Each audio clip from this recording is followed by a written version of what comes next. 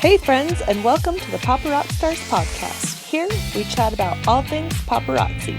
Tips, tricks, suggestions, and weekly challenges. All to help you grow and explode your paparazzi accessories business to rockstar success. What's up, Rockstars? Welcome back to another episode of the Paparazzi podcast. My name is Anya, and I am your show host. Today we are going to be talking about how to do a Facebook party. Is life too busy to get you out of the house for a home party, or maybe you just want to be able to expand your business and customer base? Let's get this Facebook party started. Before we jump into that, you can listen now to the podcast if you're listening already, but if you want to share it with a friend, or if you need to download the show notes for this, if you just want to refer back to it, or grab the cute little image we're going to talk about in just 1 second, head on over to paparockstars.com/Facebook-party. And that will give you everything that we're talking about today. The show image, you are going to want to grab that because it is so cute. All the show notes, any resources that we mentioned, you can talk about the call challenge at the end of the call. Let us know how it's going, or listen to other episodes. We've got a lot of training on there for you. So just go check it out. There's a ton of things that you want to find, I'm sure. There's also images for Facebook parties. We're talking about Facebook parties today. I'm going to bring this up probably a couple more times.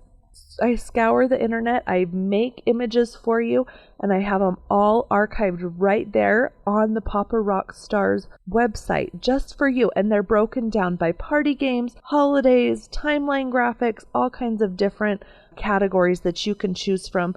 And you're welcome to take those and use them for your Facebook parties on your Facebook, however you want to, but they're all waiting right there for you. With that, let's talk about this call image that I've been teasing you about a little bit. I was really excited when I created this graphic for you because it's fun. What it says is, I party on Facebook, and then the Facebook logo is pink, paparazzi pink, with the paparazzi logo right there. And then it says, invite some friends, let's party. It's lots of fun and you get free jewelry. Again, simply adorable. I am in love with this graphic.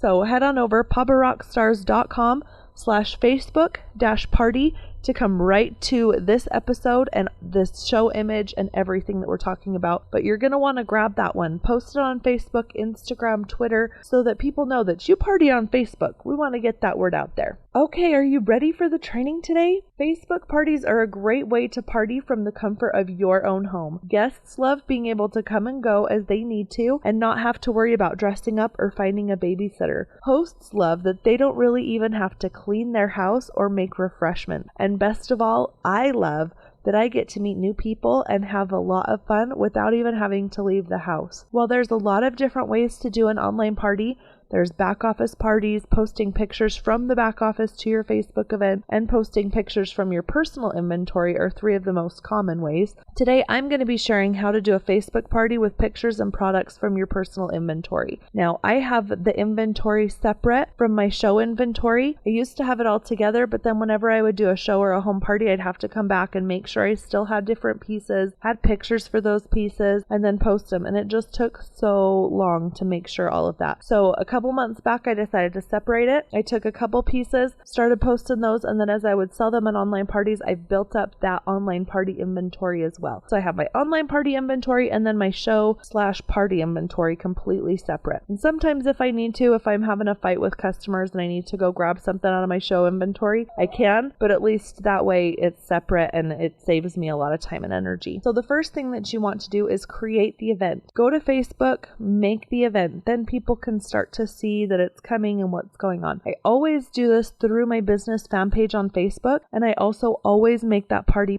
public. I add the date, the time, and the description so that the guests know exactly what will be going on. My descriptions are usually something like this. Now again, this is on the show notes page, so you can go and copy and paste it, tweak it to match what you want it to say, but it's all typed up there for you. Here's what it says.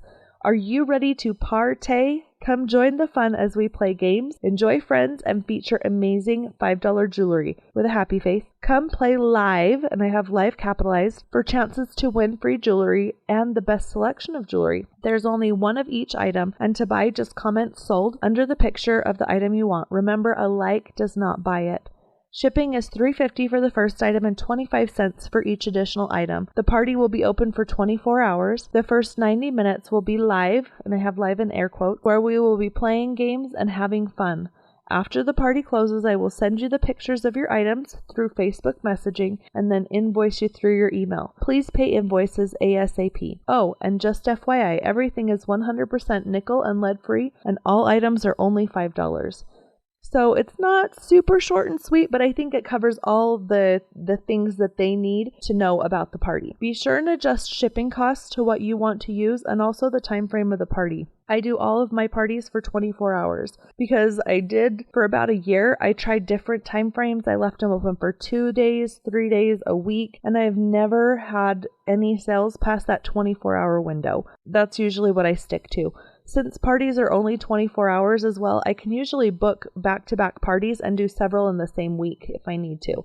So that really helps me out a lot. So 24 hours is what I do. Next, I'll add a cute event image, and this helps the event to look a little more professional than leaving one out. Plus, it's prime real estate for talking about hosting a party, joining your team, or our amazing $5 jewelry. Sometimes I'll even change up that image a couple times because when you do, it sends a notification out to all the guests and shows them the picture. Again, I have a huge category of that over at paparockstars.com so that you can have different images to choose from. Some are more seasonally based, some are just product pictures, some are the host a party, join my team. So be sure and check those out, and the link to that is in the show notes. Finally, I'll invite the hostess to the event and then add the hostess as a co-host to the event. If you don't add her as a host or a co-host to the event, then when she posts in the party, Facebook doesn't send a notification to everybody. They're like, oh, somebody posted in there, cool, which is cool, but if she wants to post something in there for her friends, then it will send a notification out to everybody when she posts as well, if she's a co-host. So I like to add her as a co-host to the event. It also makes it easier for her to add people to the event as well. One note here, Facebook will only let you add her as a co-host if you're friends on Facebook through your personal profile. So I'll always friend request my hostesses as well, just so that I can be sure and add her as a co-host on the event. The next step is to have your host invite the guest to the event. She can use the Facebook invite feature to do this, but I found that having the hostess personally message the guest and also posting information, pictures, different things on her personal timeline to remind the guests in the days leading up to the party that it's going to get more people to the party instead of them just seeing another random event come through their events or sometimes not even see it. It's going to increase that awareness and get that excitement building. So that's something that I like to do to kind of increase that personal touch. The next thing that I like to do for my online parties is posting images before the party. So after the guests are invited to the party, it's important to remind them about it and get them excited to come to the party.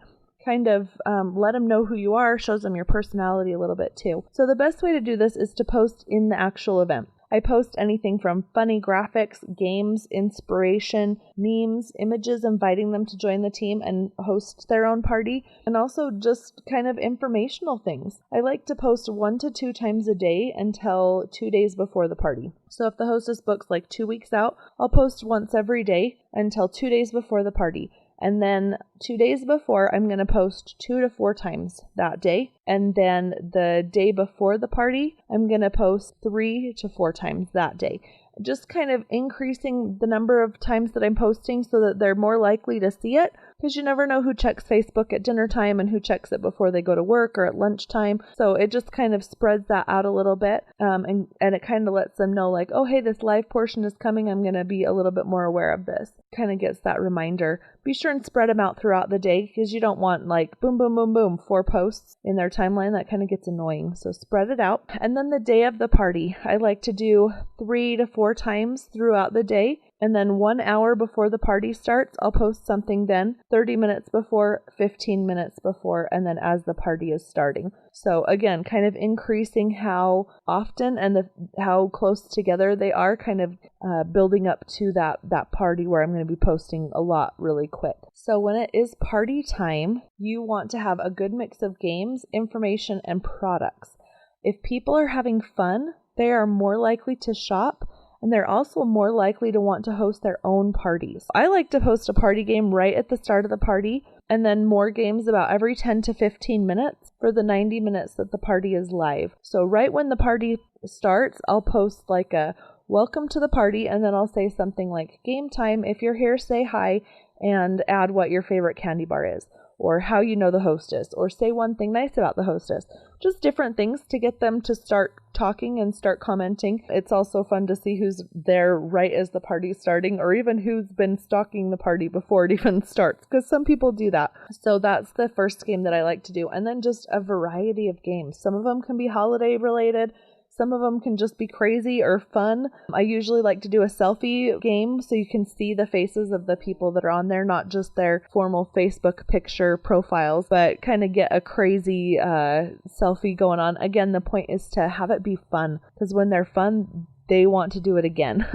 I will also post information about them hosting their own party and about joining the team throughout the party. And I like to spread these out, and I like to do about 2 of each of those. So maybe like 10 minutes, 15 minutes after the party starts, I'll stick one of those in, and then again, 40 minutes later or something like that. So spread it out, see what works for you. The actual images of jewelry, I start posting now those about 1 a minute, sometimes faster, sometimes a little slower, depending on Facebook. The trick to posting in Facebook parties without getting put into Facebook jail is to make sure to type unique descriptions with each picture or group of pictures that you're posting. Now, the thought of Facebook jail is kind of scary to some people. It scares me, but just be sure you're posting something new and unique. Posting something like $5 jewelry or $5 in every description is going to get you flagged super quick. Or even like necklaces, $5. Just try and post like the names of the jewelry or a general description or even your thoughts on it. Like sometimes I'll put beautiful black bracelet. Doesn't this just make your jaw drop? And that's something unique. That's not something you're going to post with everyone. Or personal favorite, best seller. I have this necklace in purple, black, gray, whatever. Some of the blockbuster items you can do that with because they have the multiple colors with the same style. So just be sure that it's unique and that you're not posting too quickly, especially if you're using a scheduling program like SenseShare. You don't want to schedule 40 posts in the first minute that the party is live.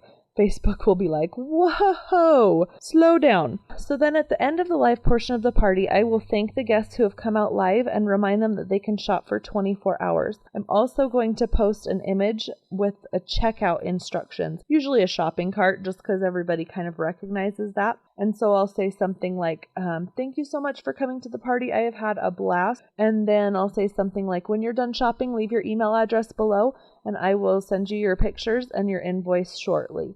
Because some people, by the time that the live portion is done, they are done shopping. Other people, they need that 24 hours so that they can kind of think about it or maybe find a little extra money to spend, whatever they need to do. Sometimes I will take a couple of minutes right there at the end of the live portion of the party and send the messages out to people. Sometimes I wait until the party is closed after that 24 hours. It just kind of depends on my life and how things are going at my house at that moment. So after the party, the morning after the party, I'm going to do the party drawing.